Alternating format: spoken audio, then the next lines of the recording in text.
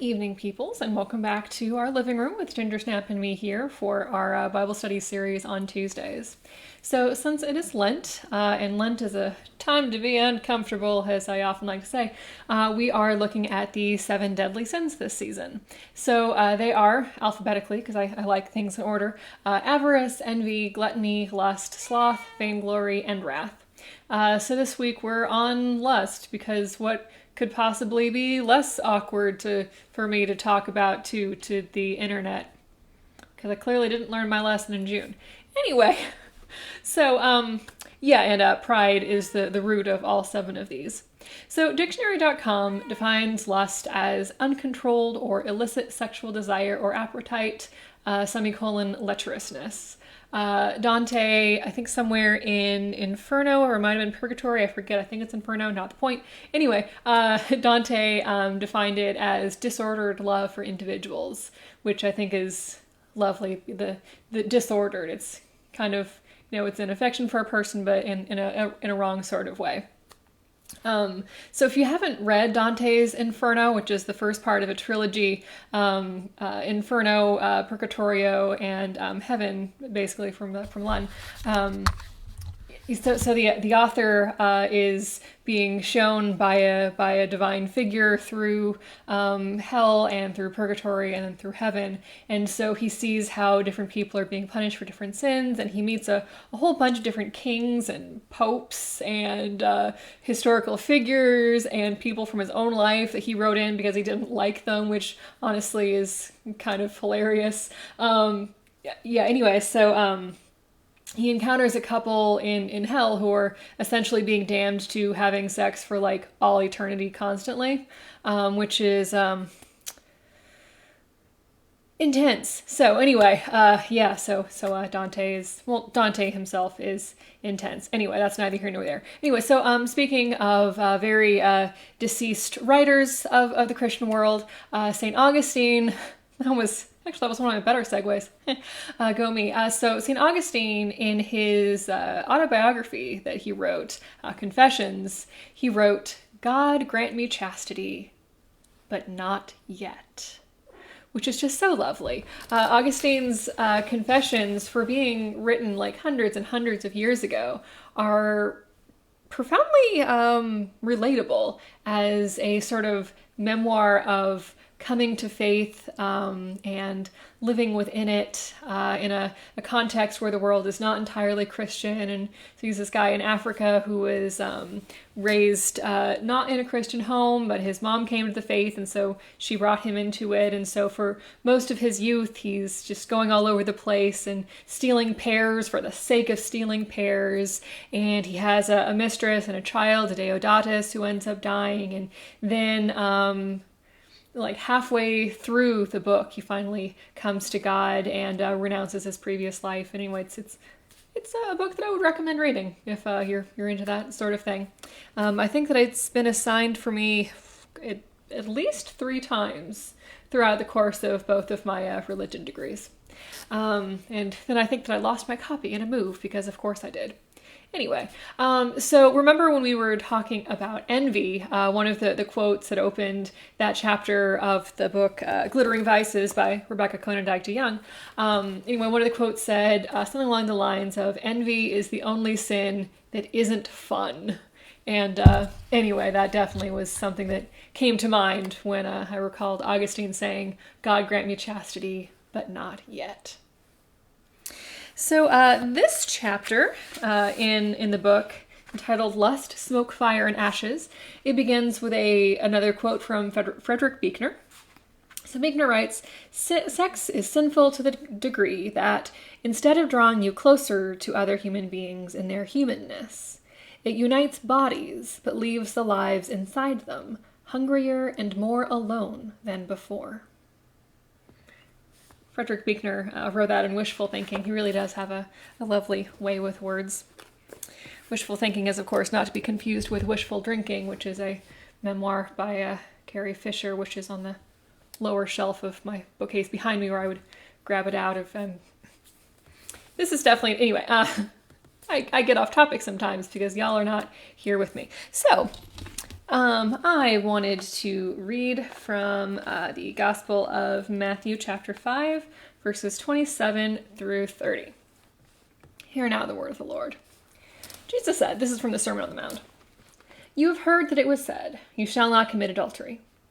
But I say to you that everyone who looks at a woman with lust has already committed adultery with her in his heart. If your right eye causes you to sin, tear it out and throw it away. It is better for you to lose one of your members than for your whole body to be thrown into hell. And if your right hand causes you to sin, cut it off and throw it away. It is better for you to lose one of your members than for your whole body to go into hell." This is the word of the Lord. So one of the more intense things that Jesus has to say, to put it mildly. So Jesus says, if your right eye causes you to sin, pluck it out and throw it away.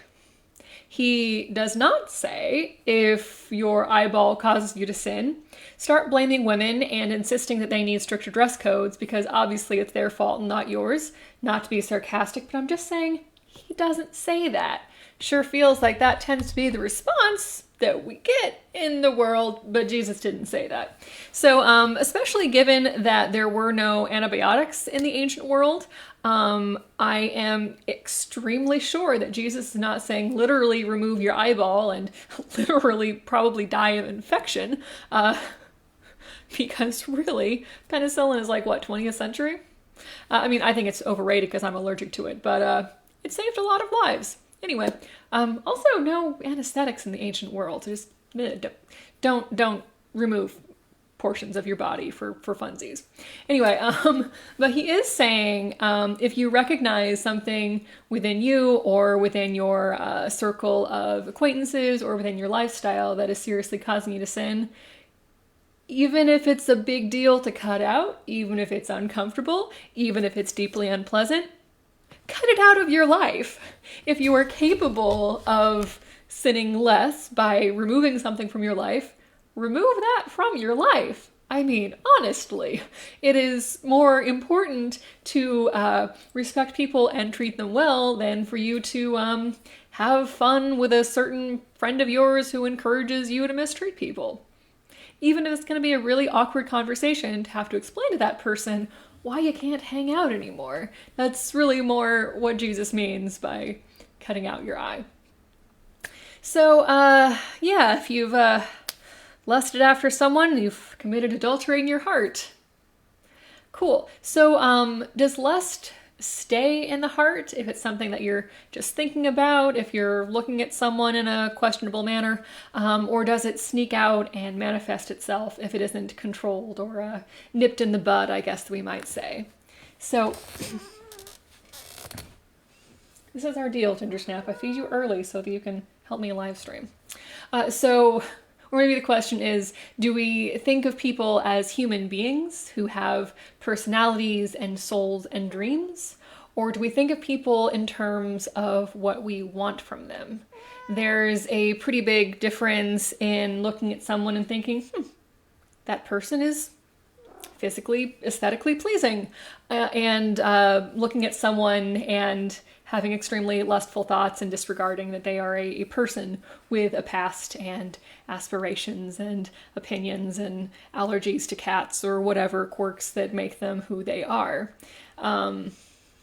It's not just, there's a difference between aesthetic appreciation and lustful reducing of a person down to what they can offer you, or rather what you can take from them. Because even seemingly small manifestations of lust can really add up to be soul-crushing. It is exhausting to be seen as a body to be used and not as a person to be respected and interacted with. And people of the world deserve better than to have to step over the missing stair. If you're not familiar with the phrase, the missing stair, I think it's incredibly descriptive.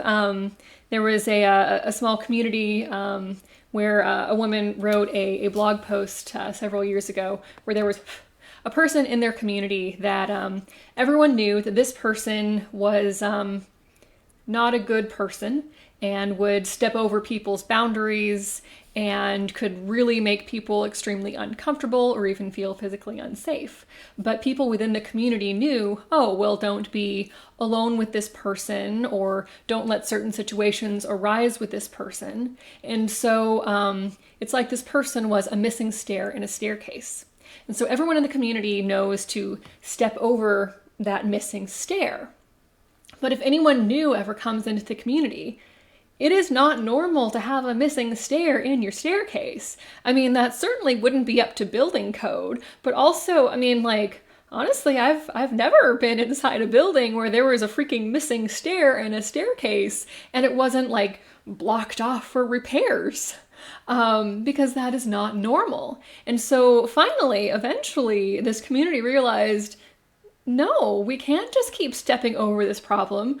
We need to, like, bring him to Jesus and remove him from the community. Metaphorically speaking, bring him to Jesus. And remove the fur from my lipstick. Gosh darn it, cat. Anyway, so, yeah, the manifestations of lust, they are the missing stair.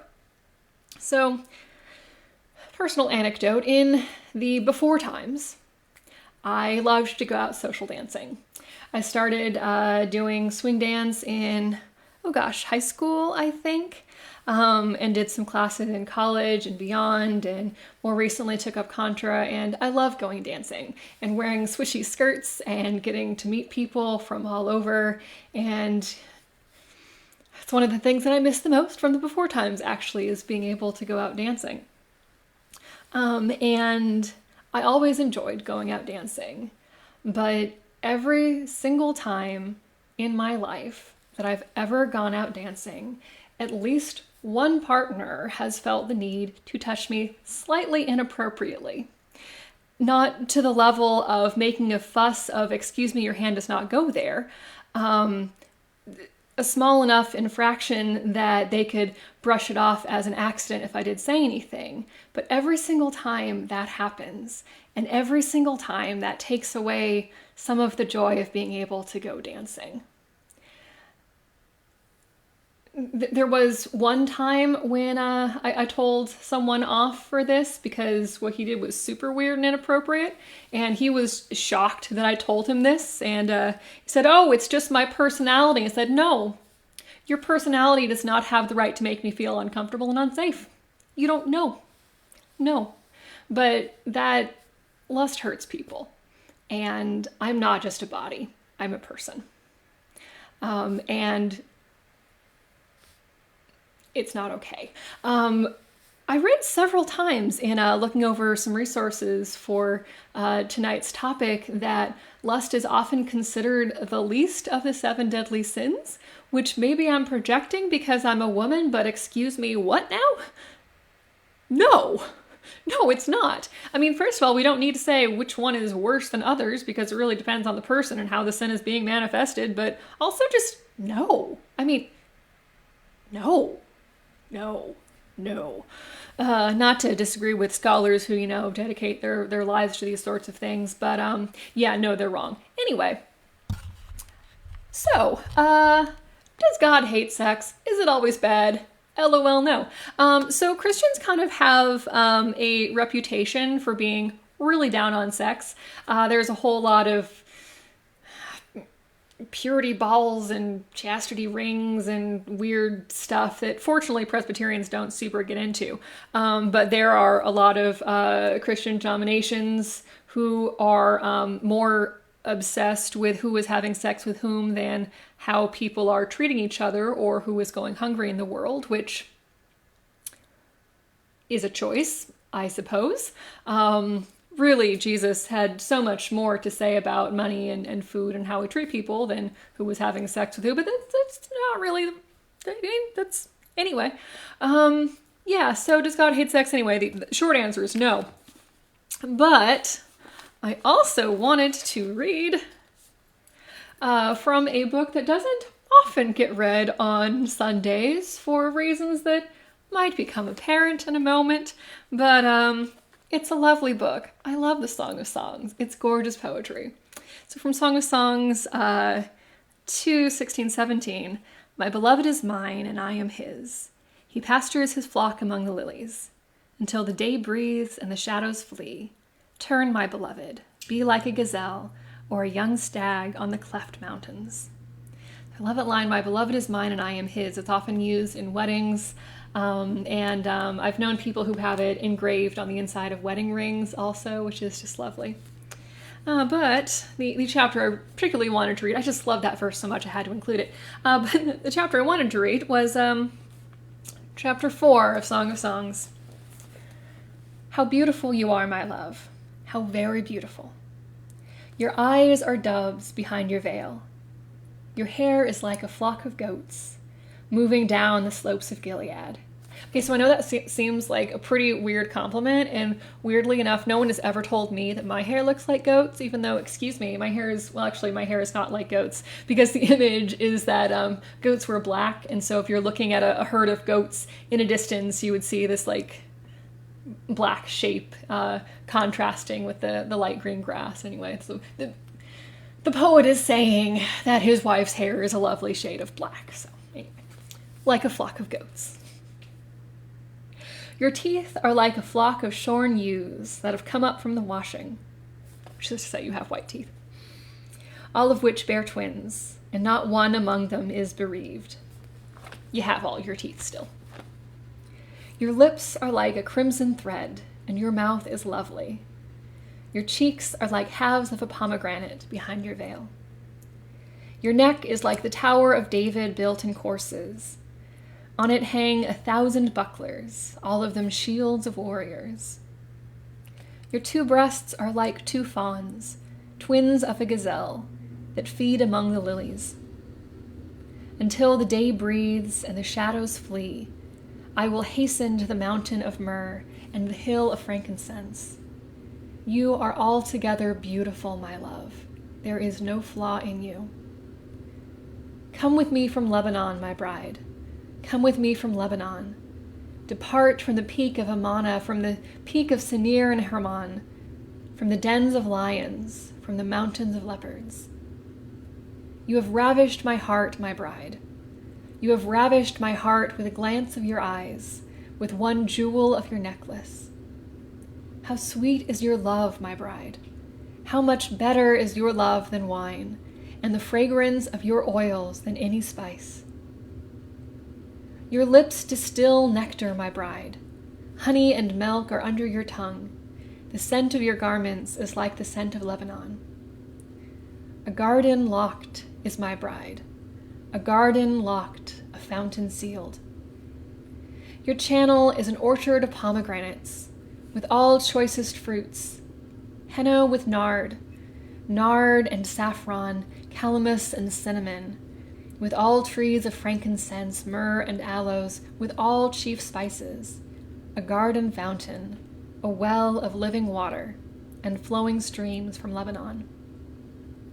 Awake, O north wind, and come, O south wind, blow upon my garden, that its fragrance may be wafted abroad. Let my beloved come to his garden and eat its choicest fruits.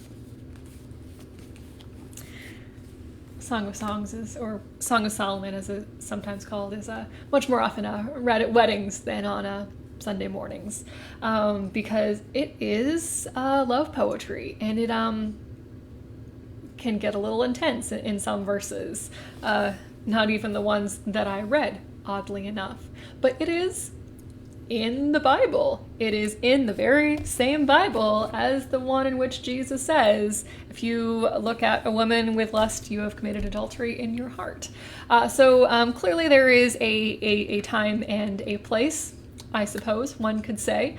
This is clearly a couple who has just gotten married, I suppose. And there is obviously respect between them, because the poet is just gushing with praise for this woman and how much he cares about her and how much time they want to spend together and their dreams for their life together. So I've got like an entire shelf and a half of gender sexuality studies books in my office, which weirdly enough, I did not feel the need to lug back over here in like multiple trips that it would have taken me to use them as a prop. Anyway, point being, I forget the name of the author offhand who made this point that I was reading in a class. Sexuality and the Soul, I think it was called in college, something along those lines. Anyway, so this author said something along the lines that the level of physical intimacy between two partners should be directly proportional to the level of love that they have, to the level of how well they know each other, and to the level of trust that they have. So that, I mean, it is, I think, a fairly good metric that if you love and trust and know someone, then there would be more physical intimacy because there is more emotional intimacy. Whereas if you've just met someone, I don't know, slow down, whatever. I'm not the judge. You live your life, but I think that is a good metric for physical intimacy. Yeah. So yeah, because it's totally not in any way awkward to talk about to the internet at all. So anyway, we've also been talking about these sins of whether they are active sins or sins of omission. As we often say in prayers of confession, we apologize for things we have done and things we have left undone. So I think that lust is definitely an active sin and pretty much never a sin of omission, unless you're really, really, really pretending that it's not happening, which honestly is an active sin in and of itself. So there are a lot of specific immoral actions motivated by lust. Violence against women in any flavor so why is lust such a deadly sin? Is it really that bad? Yes, it is. Am I still annoyed that multiple sources I came across this week have said that it's the least of the 7 deadly sins? Yes, I'm extremely annoyed about this. If you can't tell, very annoyed. Yes, lust is dangerous. It is not helpful to you.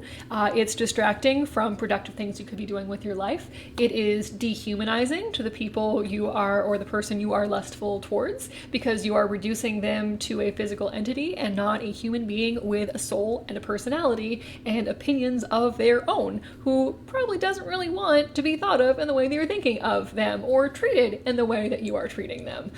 Because given the occasion that follows to tomorrow, I hope that you're not going to be going out in public and judging people for the color that they're wearing, because honestly, there's a plague going on. You have better things to be doing. And anyway, do you have the right to pinch someone who's not wearing green? No, you do not. You never have the right to touch someone else's body without permission, especially to cause them pain, even if mild. Annual reminder. Shouldn't need to be said, but I'm just going to throw it out there. Anyway, so each of the 7 deadly sins has its counterpart, and so chastity is the counterpart of lust.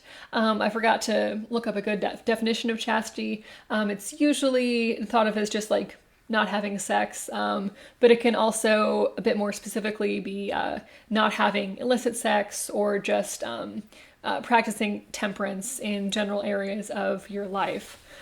It's not exclusively a chastity in the sense of taking a vow of, like if you were a nun or a monk or a Catholic priest, etc. Although, fun fact, there are a small handful of Catholic priests who are married because they converted to Catholicism from being Anglican priests or Orthodox priests. And it's a very rare occasion, but just as a fun fact, there are some married Catholic priests with families. Technically, that really was neither here nor there. Anyway, so the 7 deadly sins are kind of the big categories under which a lot of things fall. And so I thought they might be good jumping off points as we consider sin in this season. So next week, very excited, we're going to talk about sloth, which I can almost guarantee you is not what you think it is because of how Latin works and because of how language evolves over time. There may or may not be some pictures of cute animals thrown in next week, I'm just saying, because sloths are cute. But anyway, the sin of sloth is, it's not laziness. So I hope that you are all doing well in this season of Lent. And I'm going to wake up the kitty cat here so that we can say goodnight to you all. And I hope to see some of you tomorrow night at our evening prayer.